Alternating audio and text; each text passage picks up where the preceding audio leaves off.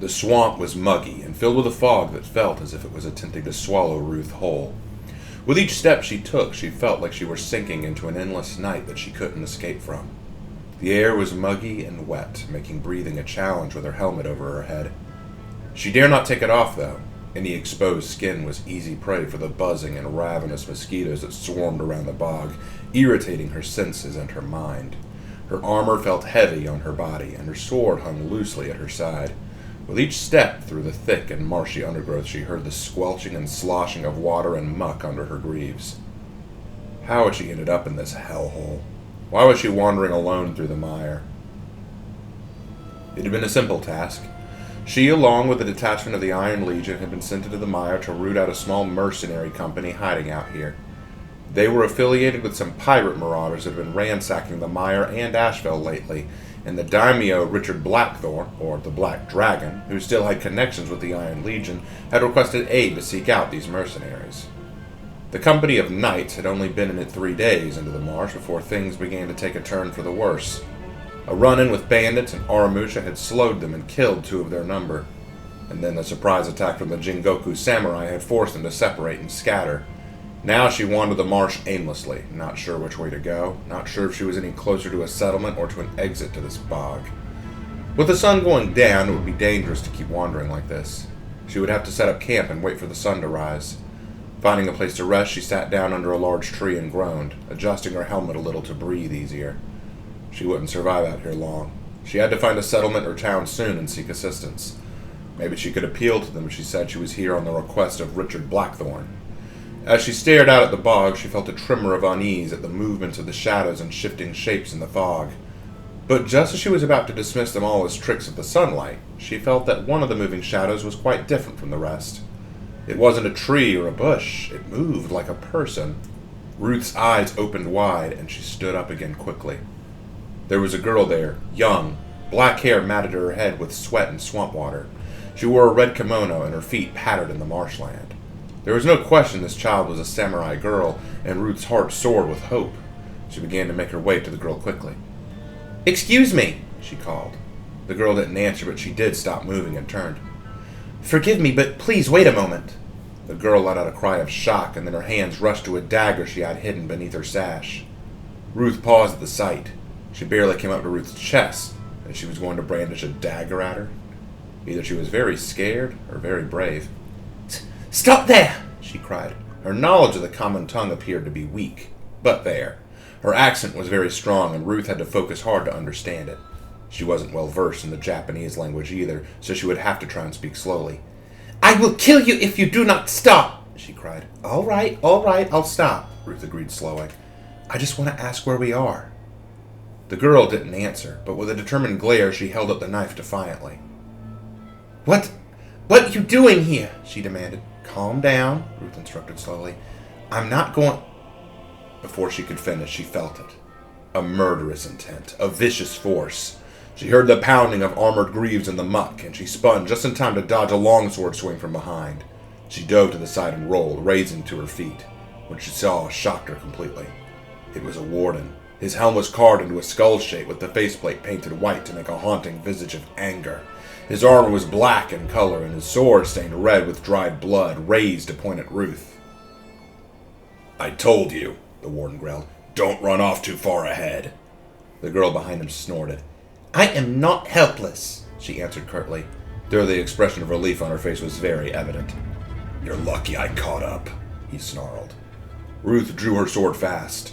What was a warden doing here? He wasn't with the detachment she'd been with, and he certainly didn't recognize her. She took a guard stance, and the strange warden did the same. She had to admit he was good. Not a single opening could be seen in his posture. "I'll handle this one." "Wait!" Ruth shouted. He ignored her and rushed, forcing Ruth to dodge and sidestep his blow. She tried to shove her shoulder into his exposed side, but to her shock, the warden kept moving forward as if he knew exactly what she was going to do. She shot wide of him, and Ruth became aware of a sword coming towards her back. Bringing her sword behind her, she blocked the blow and twirled the blade to slide her enemy's weapon aside. Ruth spun and slashed at the enemy's head, which he parried easily. She then caught his wrist in her arm and twisted her hip to hurl him away from her, but he rolled with the sudden momentum and returned to his feet easily, rushing back at her to stab Ruth through the chest.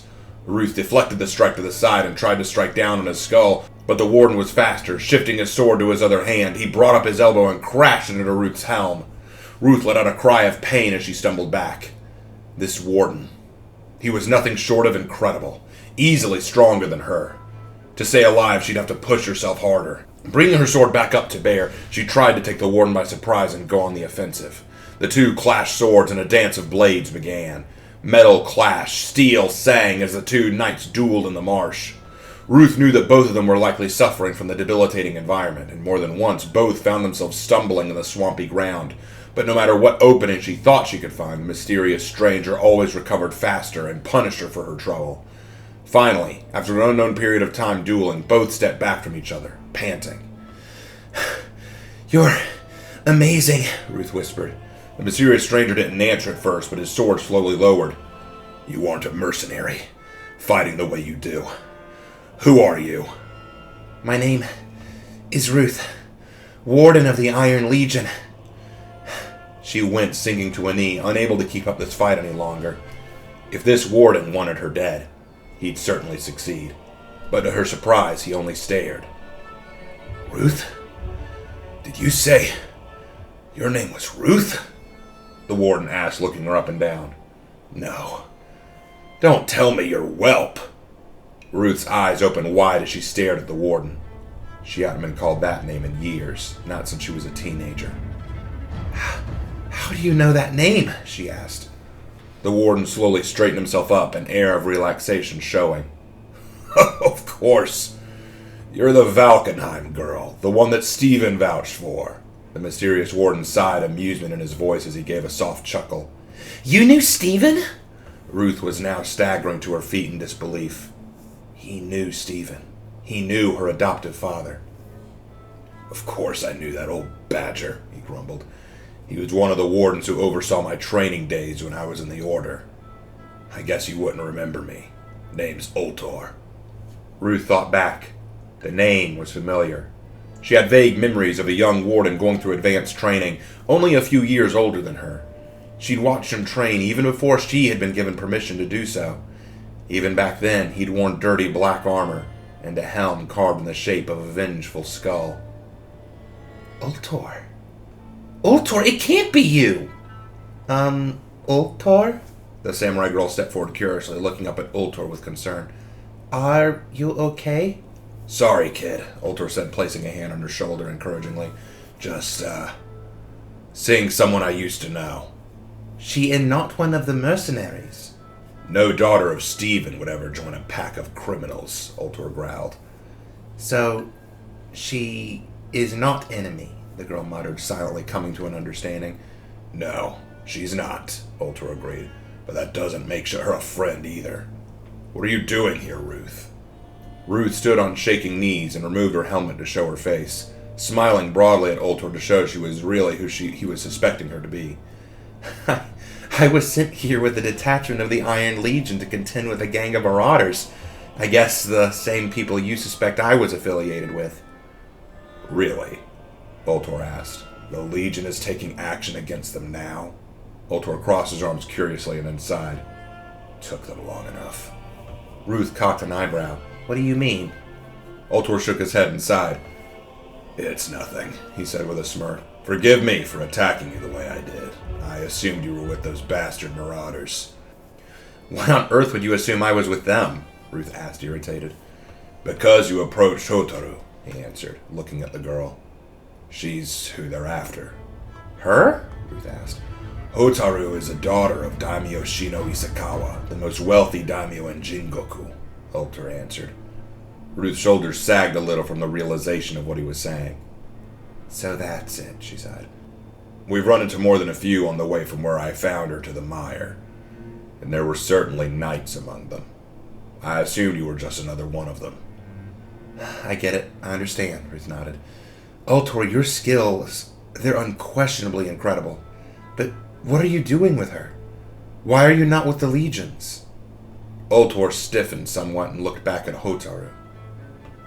"Hey, kid, you know the area pretty well, right?" Ultor asked her. Hotaru nodded. "Yeah, we're only a day or two from home." "Good. Why don't you find us some place to camp out for the night? The sun's almost down. Okay. Ultor nodded curiously and wandered away a bit to look around while Ultor turned his attention back to Ruth. It wasn't lost on her why he'd sent the kid away that way he had. Ruth waited till she was out of earshot and then walked closer to Ultor. What's going on, Ultor? What happened to you? You should rejoin your legion, Ruth, Ultor offered. I don't know where they are right now. We got separated and I'm lost, but don't change the subject. Answer me. What happened? This isn't the time or place for this conversation, Ruth, Ultor hissed darkly. If you really want to know the truth, wait till the kid's asleep. Ultor then turned on his heel and walked back to Hotaru to help her find a spot to settle in. Ruth watched him go and sighed. She didn't like being kept in the dark, and from Ultor's reaction, he'd learned something. Or at least he'd come to a conclusion about something that she didn't know. And she wanted to get to the bottom of it. Somehow she felt charged to. It wasn't long before Hotaru was fast asleep, the excitement and distance traveled taking its toll on her. Ruth sat quietly under a willow tree close by on a dry patch of grass near the boggy muck. When Hotaru was well and truly asleep, Ultor appeared at Ruth's side and sat down beside her under the tree, finally removing his helmet and glancing into the misty night. Fireflies danced around them, giving small trinkets of light to their conversation. Ultor, I'm not going to force you to return to the Order, but I do want to know why you left, Ruth explained. Ultor nodded his head and sighed, his eyes weary and his jaw tense. The world is sick, he answered coldly. Nothing makes any sense anymore, and the Order's principles don't help provide clarity. If anything, I'm even more convinced of their folly. But how? Ruth asked. When I took the oaths, like you did, I swore to protect Ashveld, to protect our Queen Eleanor, to protect the legions, and to protect the innocent. Protect. I swore an oath to protect. But who am I protecting, Ruth? Who do you protect? At the end of it all, we protect nothing. We cower. We hide behind walls of stone and mortar. Our commanders and lords plan and scheme in towers of rock while innocents die in unending war outside. And where are we? What do we do while all this goes on? Do we rush out in force to protect the innocents? Sometimes. That is, until we're called to slaughter the innocents of other peoples. And sometimes our own people. We're protecting scoundrels and cowards. And we're slaughtering people who are fated to die in this endless war. Ultor, we stand with Ashveld and Queen Eleanor. We always have, Ruth tried to explain. I love Ashveld, Ruth, and I have no quarrel with our queen, but I've spilled too much blood wondering why on earth I'm doing it. What's worth protecting in this wretched world anymore? Ruth gazed at him, and Ultor finally gave a long groan, leaning back against the tree. I was assigned to the Lord of the Silver Legion. We spent most of our time planning for offensive campaigns against the Vikings of Valkenheim. But all the while, towns and villages outside of the citadel were ransacked and claimed by Vikings. Hundreds of people butchered and dead because of our inaction. I spoke to the priest about this, and he simply told me that's what happens in war. And if that's true, then I have to wonder, when does it end? And is it not also the case in war that one army defends its people instead of its castle? So you left because you couldn't defend those people? Not exactly.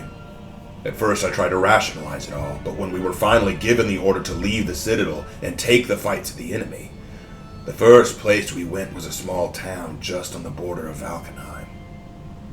The people there were being held captive, hostage by the Vikings. We went in. We tore the Vikings apart. It wasn't even a challenge for us. We were finished in less than 2 hours. But those savages set fire to the storehouse where they kept the captives. None survived. And we spent the next several hours burying the dead. I carried so many bodies, some of them barely any taller than Hotaru. Their bodies were charred black.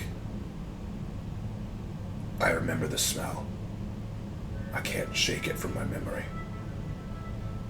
While we buried those poor souls, I remember thinking to myself, why wasn't I here? Why wasn't I able to protect these people?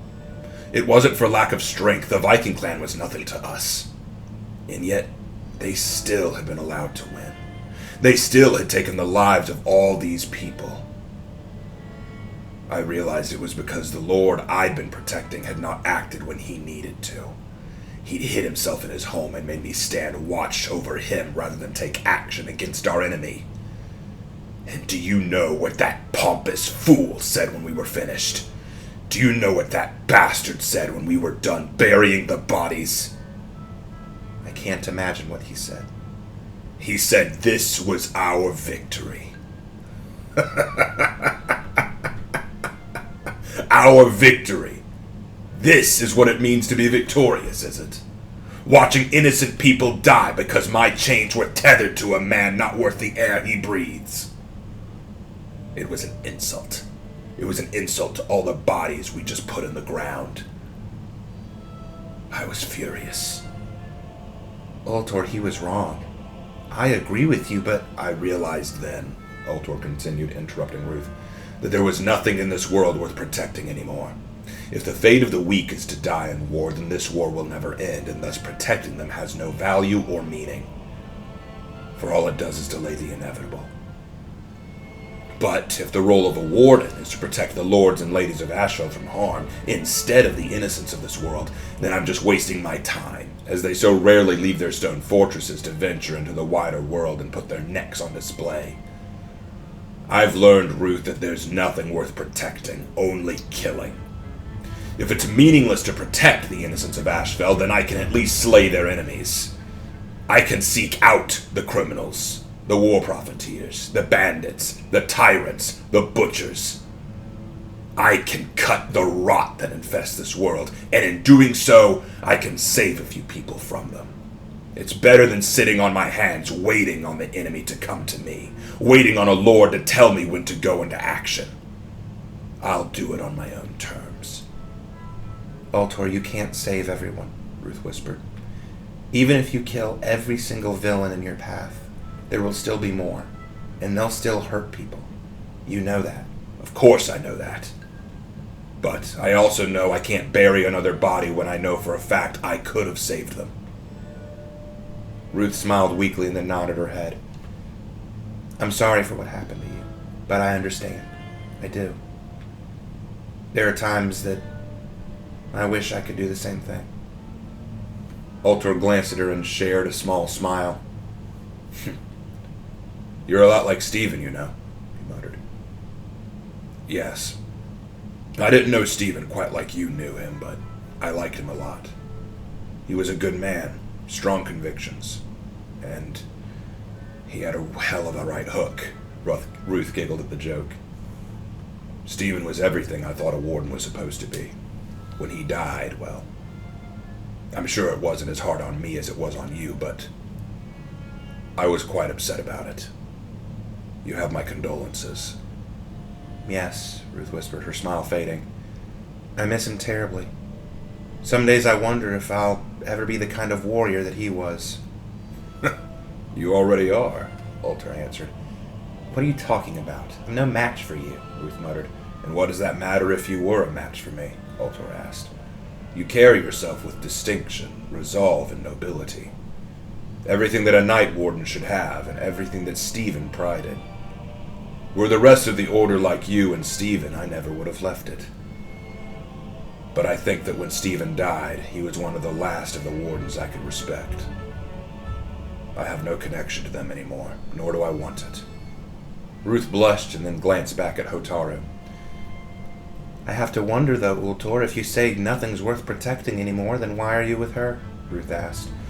Ultor's eyes shifted to the child, and then he shrugged. It's hard to explain, Ultor answered. But when I first met her, she was trying to kill me. She thought I was one of the pirates who had tried to take her hostage. It would have been easy just to leave her to her fate. To let what happens happen. She wouldn't have survived on her own. I know that.